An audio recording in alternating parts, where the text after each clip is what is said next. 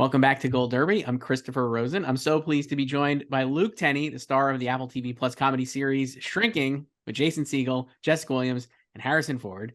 It's a great show. You can watch all the episodes right now on Apple TV Plus.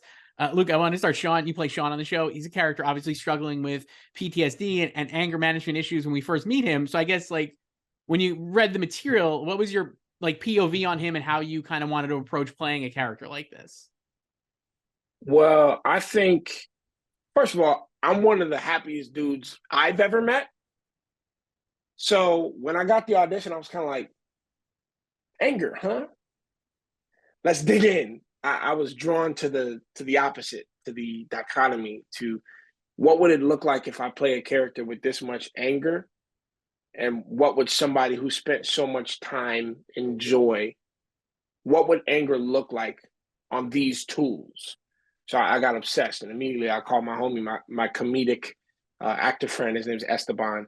He's sort of like a Latino Jack Black, very physical and comical. And I was like, I'm gonna need your best. Jason Segel is a therapist, and I knew I could nail like the anger part because I've done a lot of drama primarily, but I needed him to kind of help even me out to showcase that I understand that this is a comedy. Like I can still see these beats. So I was obsessed with trying to convince these people that I was the man for the job, and I'm just glad it worked out in my favor.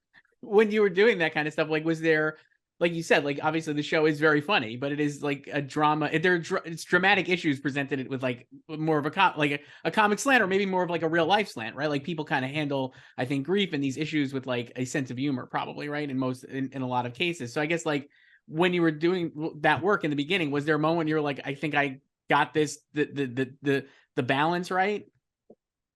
The first time I remember it clicking, I was like, I think it was my third day at work because the first day we did all of Sean's like combat.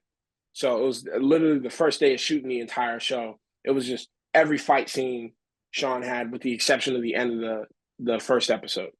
It was just all of it. So I was like ready to get physical, and it was great because I could get into Sean's physicality first, and then start to shape the mentality. But when I like reflect on when it clicked, it was that moment where we're at the soccer field and I didn't really know the rules on the improvisation stuff. And there's this moment where Jason was standing on the sideline and he's cheering for Alex, cheering for Alice. And I sort of like threw out an improv, and I was kind of in my head about it. And I remember people laughing, but I thought like it was like low hanging fruit. It was kind of a potty joke. And I was like, oh no, like this is it. I don't have it. But then Jason pulls me aside laughing, and he's like, all right, so you say that, I'm going to say this. And then you say this, and then I'm going to say this. And he like built a scene off of it. And I was like, oh, okay, so this is good. And then we go back and then we do it. And then the scene grows and we continued improving. It never made the cut, but it taught me, I think, to let go of those sort of insecurities, because we can just call cut and not use it if it doesn't work. I was like, that's the first time I really kind of experienced that. And Jason was the captain of leading that feeling for me. So I'm just happy to be here.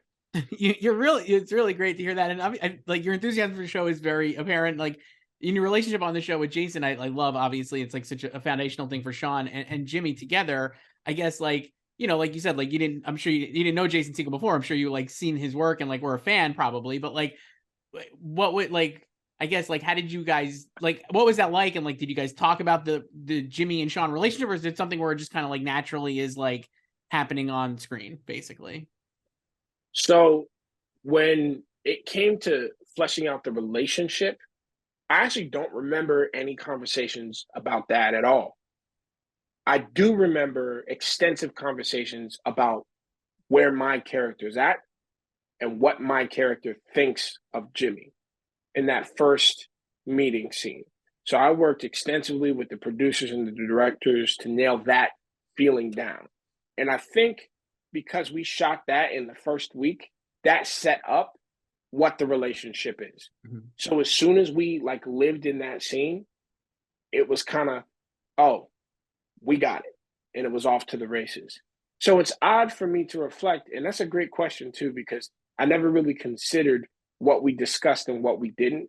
But now that I'm reflecting on that, it kind of shows where the writing shines because it must have all been in the dialogue for us not to have to talk about it at all, Right. which is really cool. Right. The show, obviously, you have like Sean is a great. I mean, like it's like a, I don't know, like a fulcrum character because you're like involved in all the other characters, right? Like it's like, and you're kind of like your entry in the show is like our entry into the relationships with all these people, right? Like as well, right? Because they all kind of like are connected before you come in. So I want to ask you too about like Alice, obviously, and Lukita, his character, right? Is like that relation. I found that like really fascinating because it's like Sean's obviously older and it's like a friendly relationship that she kind of maybe misreads or doesn't misread, but I just found all that like really nuanced and like kind of like very compelling. And I guess can you talk about like those scenes, especially as the show got later into the first season here?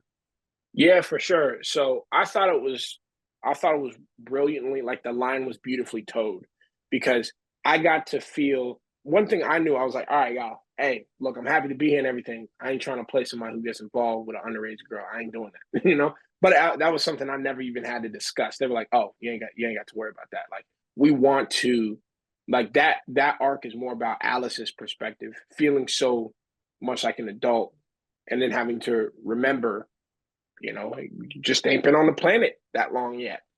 And from my perspective, I remember thinking if I were a friend with a girl and wanted to make sure I was there for her and didn't want to give her signs, would I do everything that Sean is doing?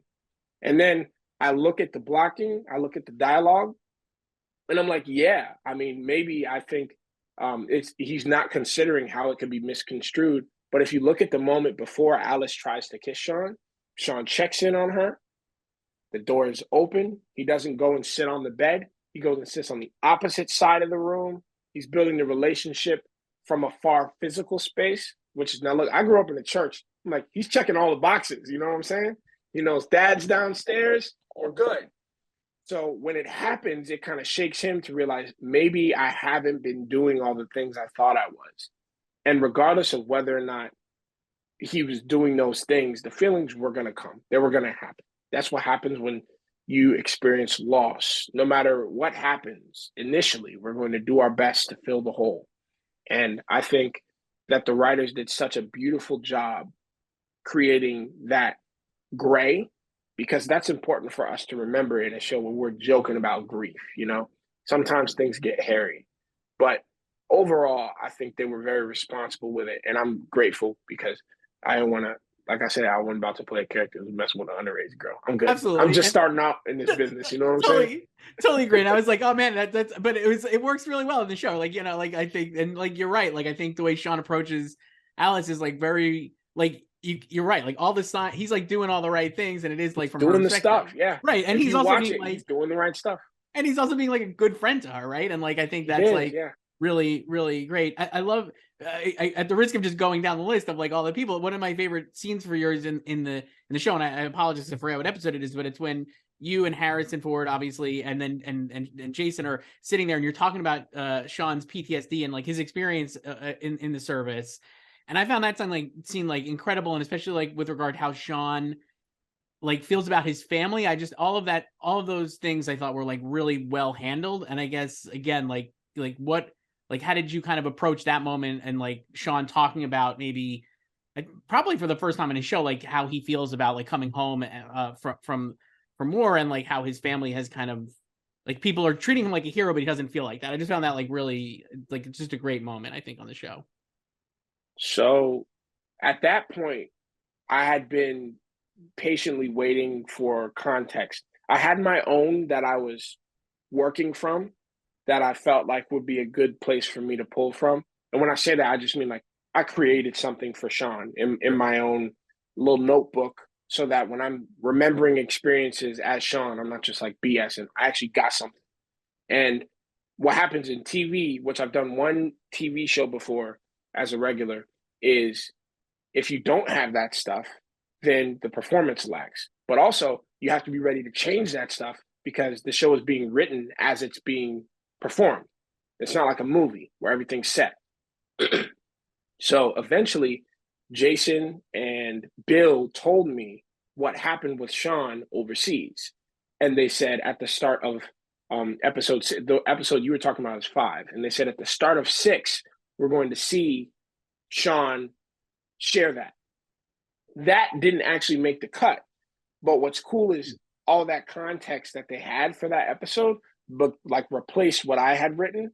So I didn't have to do any sort of manufacturing. I could sit there and imagine the things that I'm frustrated about. Like they had a nickname for Sean, which I'm not going to get into in case they bring it back in season 2. Sean had these specific memories of the things that made him mad, the things that made him sad, the things that made him disappointed, and I could pull directly from those. But also, I'm doing that in the midst of 2 of the greatest performers of all time, one particularly in comedy, the other particularly in iconic franchises. And it's like, it doesn't matter what I'm really doing so long as I listen and respond, because these people are geniuses. Did you feel like that? I mean, like you said, like you're like this is like a breakout role for you, I would say, arguably, right? Like obviously, like for you, and like certainly, like I think you're incredible on the show, and you're surrounded like all these like amazing performers, and like behind the scenes too, like Bill Lawrence, all these like legendary people in the medium, basically. I mean, like, were you just like a sponge, like trying to learn as much as you can, or like how did you kind of approach that, or can you not like worry about that aspect of it because you also have to like perform and like make sure you're doing a good job? Well, for me, man, you asked all the right questions. For me, it was like I always do my work at home. So I come to work done so I can absorb. Okay. If I'm still trying to get my performance on point before my delivery, I don't think it works as well. I want to be able to be in the environment and then just turn it on. But I also have this thing where, and I don't know if anybody's noticed it, but I just don't want to bug anyone. I'm such a film fanatic and I love televisions. I don't want to bug people because I'm a fan. I am a fanboy who managed to get cast. I'm just happy to be here. So when I'm working with Jason, there will be some time like he's really kind, but he's also very specific. He doesn't give like unsolicited advice, which is tough for me because I don't be asking because I ain't trying to bug nobody. So I just try to be around in the right moment, when he's talking with people that are more like on his level, kind of around like trying to get some nuggets, some crumbs, you know what I'm saying? But I do remember a few moments where I don't know if it wasn't clear how much I respected him, but maybe he didn't know. But there was a moment where he was like, he was getting ready to share something. He was like, "Oh, if you don't mind," and I was like, "Jason," and he kind of laughed. I was like, "Bruh, I'm taking notes, dog." I got this like digital notebook everybody see me with. It's not an iPad. It's called a Remarkable. It's a paper tablet. I'm such a nerd. It's great. But I got my little notebook. I'm like, yo, what you say? So yeah, I'm always listening. I'm always absorbing. But I didn't realize that maybe I had somehow given off the impression I didn't want to hear what he had to say. But I'm like, dog, I'm trying to hear everything. You mentioned like too, like how much like you're doing the work at home and stuff. So with like Sean, are you doing like are you researching like soldiers and PTSD and also like anger man? Like how did you kind of like go about like that, and like how much research are you doing, and then where do you kind of draw the line where you're going to stop doing that kind of research, I guess? Like so you don't Oh, get great question. overwhelmed. I think what you said was pretty much how it is. Like I do my essentially internet research where I go in and I see like what certain traits or reactions or responses to this disorder look like, what they look like physically, what they look like mentally, what happens in the mind. And then I'll just be asking people. Like I was in jujitsu yesterday, which is something I started doing after playing Sean. And then I'm talking to one of my classmates named Riz, real cool dude. And he's telling me about all his college endeavors, and I find out he's studying psychiatry. I find out he's working hard, and he tells me he has had some experience working with some vets. And I was like, if you don't mind, can I get your number? I'm trying to ask you some questions. And he was like, yeah, sure. And I also have an aunt who has a degree in um, psychology, and she studies a lot of disorders, and I just ask them, different questions that are based on Sean's experiences and based on some of that story that I'm keeping secret, how people would react to this, what would work differently in my mind, what things would make sense, what things wouldn't. And I just do my best to, when I'm performing, instead of pulling from anywhere, I'm pulling from a specific place. Right. So obviously the show's gonna come back for a season 2, which is great. And I think for people who Oh enjoyed yeah. the show, that's great. And it ends on like a moment that I'm like excited to see kind of what happens next. But I mean, for you then, like, have you thought about, like, I guess like how that experience will be for you? And maybe it's like hard to predict the future, obviously, but like, obviously Hmm. this season was your first time on the show and like a huge kind of like, like you said, like you're working with Jason Segel and Harrison Ford and all these mad people. So now you're coming back, everybody, kind of like more comfortable with the character, I'd imagine too. Like, how have you thought about, or have you even given any thought to like season 2 yet? And like what you're excited about, I guess, to do in. Obsessively. Yeah, okay. Yeah. I can't wait. I want to fight more. I want to cook more. And I want to, because I mean, yo, like I've done some like action adventure stuff. I I've done some of that. I've never done as much combat as I have in the Apple TV Plus comedy. I want more. And they had me working with goats of stunts. Okay. I was working with Helena. I was working with Brian. They knew some of my combat teachers from back in my college. It was wild. And all these people were so kind. My stunt double, Cal, he was helping me work through a lot of the motions because there were some parts where I have like light boxing training. So there were some parts where I looked a little too proficient and they had to make sure I looked new. So they were giving me certain things. And then there were other parts where I needed to look proficient. I just didn't have the capabilities. And that's like for the lower half stuff, like kicks and knees, Muay Thai. Like I didn't know any of that. And then they were, it was amazing. And I love cooking. They actually asked me about my passion and worked that into the show for me because I'll be cooking for my wife is amazing. So I want to cook more. I want to fight more. And I just want to explore the relationships with characters. Like I would be interested to see a moment in season 2 where Sean sees Jimmy and it's kind of been a while. Mm-hmm. He's kind of been kicking it with other people for a bit, and they kind of have to like, hey, like maybe we should rekindle this. But I ain't a writer. We're gonna see what they do. They brilliant over there. I love that you said I was going to ask you about the cooking if you actually are a cook. Like, what do you like? I just didn't like. What do you enjoy cooking? I guess I'm like an amateur. I like trying to cook myself. So I was like, I love that about Sean. I think that's fun. Oh, what man? Come on, bro. Like I be cooking everything. I got my album on my phone right now. Here, that's my ahi tuna with Oh, my that looks homemade good. fried rice. Yeah, You know what that I'm looks really saying? good.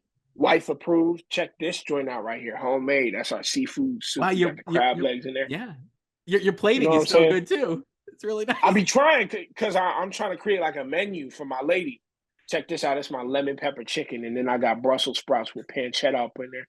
You know what I'm That's saying? awesome. Last one here. This one is courtesy of Jason Segel because he gifted me a sous vide, which allowed me to create this wonderful, glorious ribeye that I've got here. It's nice, medium. I've got broccolini with some Yeah, chili flakes. Oh, let me get back in there. no, that looks And then really over good. here, I got my mushrooms with some Parmesan. I don't be Wow. playing by my food, bro. I'll be No, trying to make my lady fall in love. You know what I'm saying? I gotta level up. I have a sous vide and I cannot do it. I have to like figure out. I gotta like go back to figure out how to actually use it because I'm not having a great moment with it. But I am excited to try, and especially after It's this. so Like, great because you can't overcook it. You can't no, overcook the no, food. So, but if you want something crispy, you might need a torch right. or a stove that gets ripping hot. My stove does not get very hot. It's very difficult for me to get a sear. But we about to get season 2, which may mean I can get a new stove. So we gonna see. Great way to bring it back. Luke Tennie, the star of Apple TV Plus series Shrinking. Season 1 is available now. Season 2 will be excited to see when it comes around. Thank you so much, Luke, for doing this. Appreciate it. Thank you, Christopher. Had a great time with you today.